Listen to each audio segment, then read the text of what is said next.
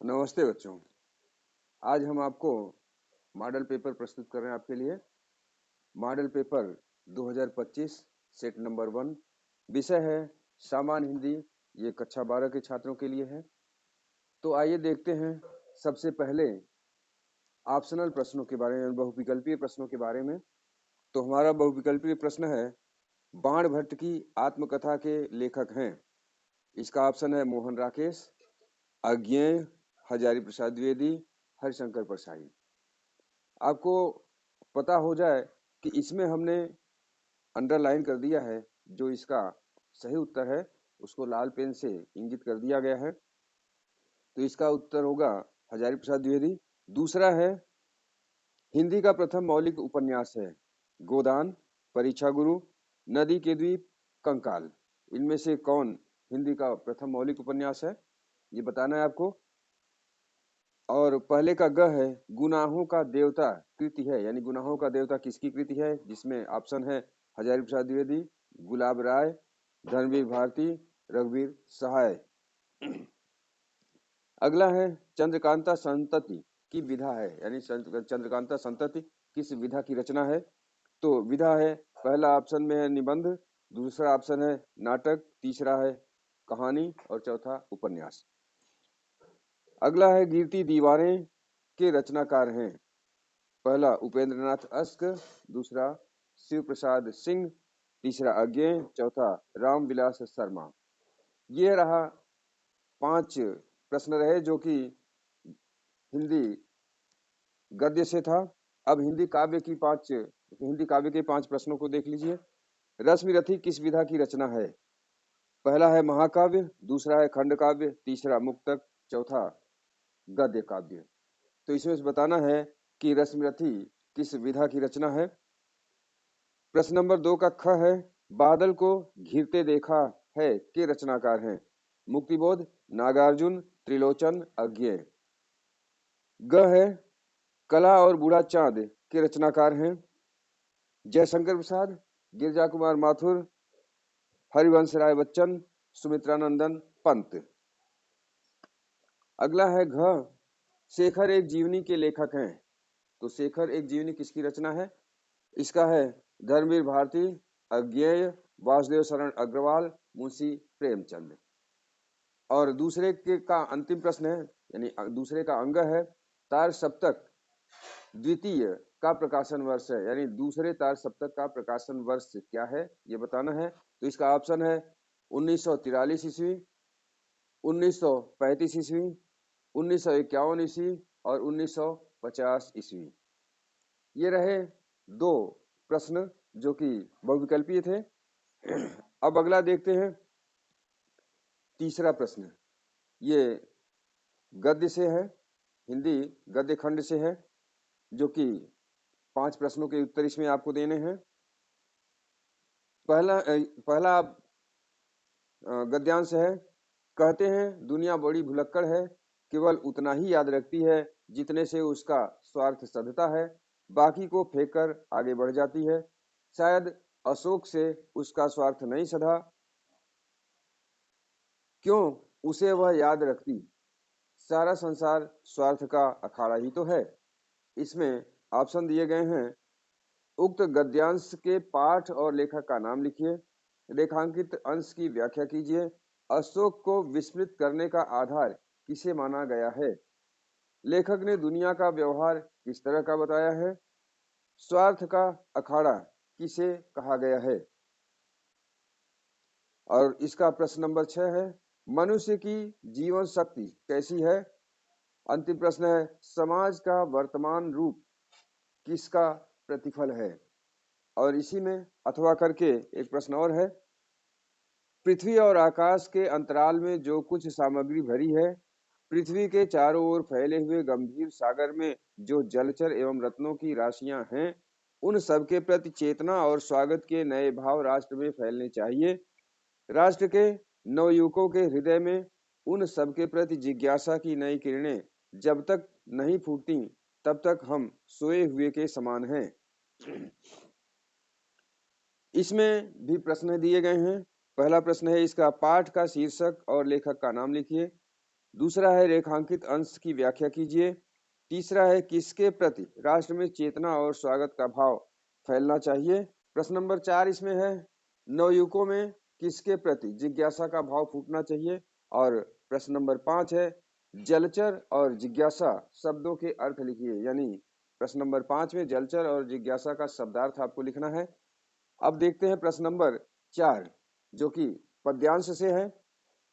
प्रश्न है दिए गए पद्यांश पर आधारित निम्नलिखित प्रश्नों के उत्तर लिखिए। यानी इसमें अथवा करके दो प्रश्न हैं, अथवा करके दो गद्यांश दिए गए हैं जिनमें आधारित प्रश्न है। तो पहला पद्यांश है जलधि के फूटे कितने उत द्वीप कच्छप डूबे उतर आए, किंतु वह खड़ी रहे दृढ़ मूर्ति अभ्युदय का कर रही उपाय, शक्ति के विद्युत कण जो व्यस्त विकल बिखरे हैं हो निरूपाय, समन्वय उसका करे समस्त विजयनी मानवता हो जाए। अब इसमें प्रश्न जो निर्धारित किए गए हैं वो हैं, पहला प्रश्न है रेखांकित अंश की व्याख्या कीजिए। इसमें कुछ अंश रेखांकित किए गए हैं, उसकी व्याख्या करना है। दूसरा प्रश्न है उत्स और अभ्युदय शब्दों का अर्थ लिखिए, यानी शब्दार्थ है। अगला है समस्त सृष्टि प्रकार मानवता का साम्राज्य स्थापित करने के लिए प्रेरित किया है। इसमें पांचवा है द्वीप कच्छप में कौन सा अलंकार है, द्वीप और कच्छप में कौन सा अलंकार है। और इसका अगला प्रश्न है उक्त पद्यांश का संदर्भ लिखिए।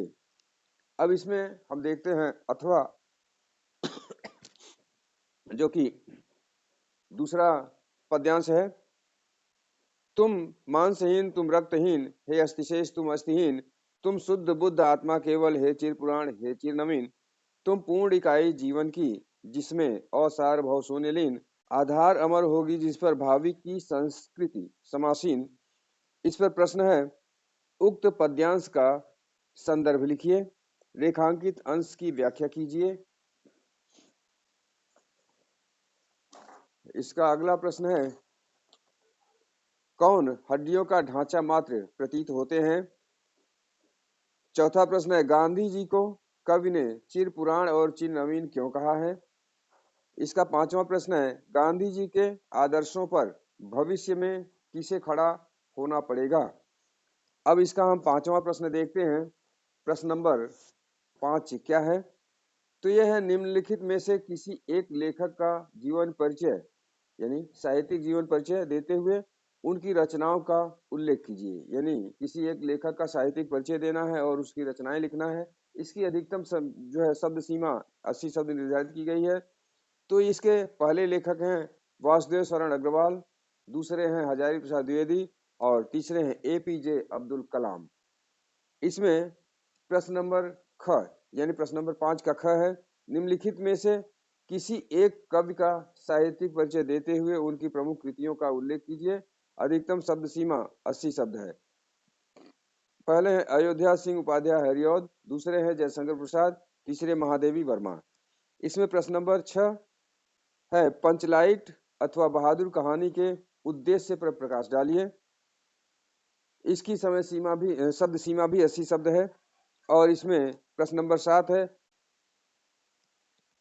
मुक्ति यज्ञ खंड काव्य की कथा वस्तु संक्षेप में लिखिए। और इसका अथवा है मुक्त यज्ञ खंड काव्य के आधार पर गांधी जी का स्वतंत्रता आंदोलन में योगदान स्पष्ट कीजिए। और प्रश्न नंबर 2 है खंड काव्य से ही दूसरे खंड काव्य का है सत्य की जीत खंड काव्य के कथानक संक्षेप में लिखिए। और इसका दूसरा है सत्य की जीत खंड काव्य के आधार पर द्रौपदी चीरहरण की कथा को अपने शब्दों में लिखिए। अब इसे प्रश्न नंबर 3 है रश्मिरथी खंड काव्य की कथा वस्तु को संक्षेप में लिखिए। अथवा रश्मिरथी खंड काव्य के आधार पर कर्ण के चारित्रिक विशेषताओं का उल्लेख कीजिए। अगला प्रश्न इसमें है आलोक वृत्त खंड काव्य की कथा वस्तु को संक्षेप में लिखिए। अथवा आलोक वृत्त खंड काव्य के सप्तम सर्ग की कथा वस्तु अपने शब्दों में लिखिए। अगला है त्यागपथी की कथा वस्तु को संक्षेप में लिखिए। अथवा त्यागपथी खंड काव्य के आधार पर राज्यश्री का चारित्रिक चित्रण कीजिए। अगला है श्रवण कुमार खंड काव्य की कथा वस्तु पर संक्षेप में प्रकाश डालिए। अथवा श्रवण कुमार खंडकाव्य के 6वें सर्ग संदेश की कथा वस्तु संक्षेप में लिखिए। अब प्रश्न नंबर 8 देखते हैं। निम्नलिखित पद्यांशों में से किसी एक का हिंदी में अनुवाद कीजिए। ये संस्कृत खंड से है। धन्योऽयं भारत देशः यत्र समुल्लसति जनमानस पावनी भव्य भावोद्भाविनी शब्द संदोह प्रवचनी सुरभारती विद्यमानेषु निखिलेषु अपि वाङ्मयेषु अस्याः वाङ्मयं सर्वश्रेष्ठं सुसम्पन्नं च वर्तते। इयमेव भाषा संस्कृत भाषा नाम्ना अपि लोके प्रथिता अस्ति।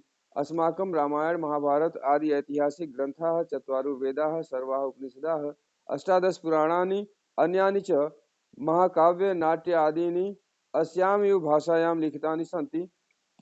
इयमेव भाषा सर्वासामार्यभाषाणां जननी इति मन्यते भाषा तत्वविद्भिः। अथवा करके दूसरा है इसका। याज्ञवल्क्य उवाच न वारे मैत्रेयी पतिः कामाय पतिः प्रियो भवति आत्मनः तु वै कामाय पतिः प्रियो भवति न वारे जायायाः कामाय जाया प्रिया भवति आत्मस्तु वै कामाय जाया प्रिया भवति न वारे पुत्रस्य वित्तस्य च कामाय पुत्रो वित्तं वा प्रियं भवति आत्मनः तु वै कामाय पुत्रो वित्तं वा प्रियं भवति न वारे सर्वस्य कामाय सर्वं प्रियं भवति आत्मनः तु वै कामाय सर्वं प्रियं भवति। इसका दूसरा है। दिए गए श्लोकों में से किसी एक का संदर्भ सहित हिंदी में अनुवाद कीजिए। श्लोक है भाषासु मुख्या मधुरा दिव्या गिरिवाण भारती तस्या ही मधुरम काव्यम तस्मादपि सुभाषितम। अब देखते हैं इसका अथवा है। जयंति ते महाभागाः जन सेवा परायणा जरा मृत्यु भयम नास्ति येषां कीर्तितनो क्वचित।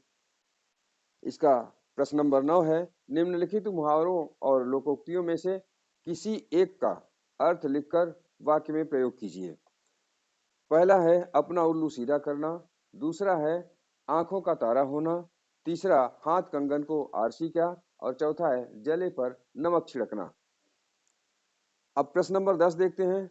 निम्नलिखित अपठित पद्यांशों में से किसी एक के प्रश्नों का उत्तर दीजिए। अपठित गद्यांश और अपठित पद्यांश ये आएंगे और अपठित पद्यांश और गद्यांश को हमने यहाँ पर नहीं दिया है क्योंकि ये अभी शुरू में आए हैं। अभी इनका कुछ विशेष किताबों में वर्णन नहीं मिलता है। तो आइए अब देखते हैं प्रश्न नंबर 11। निम्नलिखित शब्द युग्मों का सही अर्थ बताइए। तो निम्नलिखित शब्द युग्म दिए गए हैं, उनमें से कौन सा अर्थ सही है ऑप्शन में दिया हुआ अर्थ। तो पहला शब्द है अनल अनिल। इसका ऑप्शन है पृथ्वी और आकाश, अग्नि और वायु, जल और वायु और अंत में है पानी और आग। इसमें प्रश्न नंबर 2 है अंबुज अंबुद। इनमें से कौन सा ऑप्शन सही है। पहला ऑप्शन है कमल और बादल, दूसरा है जल और कमल, तीसरा बादल और समुद्र, चौथा समुद्र और कमल। अब इसका प्रश्न नंबर ख है, यानी प्रश्न नंबर 11 का ख। निम्नलिखित शब्दों में से किसी एक शब्द का 2 अर्थ बताइए। यानी अनेकार्थी प्रश्न है ये, इसमें अनेकार्थी लिखने हैं। तो पहला है अंबर, दूसरा है जड़ और तीसरा हार। अब इसके यानी 11 का ग। निम्नलिखित वाक्यांशों के लिए एक शब्द लिखिए। वाक्यांश के लिए एक शब्द है ये। इसका पहला है जिसका वर्णन न किया जा सके और दूसरा है जंगल में स्वयं लगने वाली आग। यानी इसे क्या कहा जाता है, इसको लिखना है। इसका घ है किन्हीं 2 वाक्यों को शुद्ध करके लिखिए। पहला वाक्य है आप प्रातः काल के समय आइए, दूसरा वाक्य है वह लड़के कहाँ जा रहे हैं और इसका तीसरा है कृपया अवकाश देने की कृपा करें। अब इसमें हम देखते हैं। अब अंत में प्रश्न नंबर इसका एक प्रश्न और है वह लड़के कहाँ जा रहे हैं। अब प्रश्न नंबर 12 देखते हैं। इसमें श्रृंगार अथवा करुण रस की परिभाषा और उदाहरण दीजिए। पहला है और 12 का दूसरा यानी 12 का ख है यमक अथवा उत्प्रेक्षा अलंकार का लक्षण उदाहरण सहित लिखिए।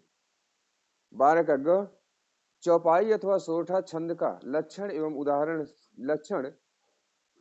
उदाहरण सहित लिखिए। लक्षण और उदाहरण लिखना है इसमें।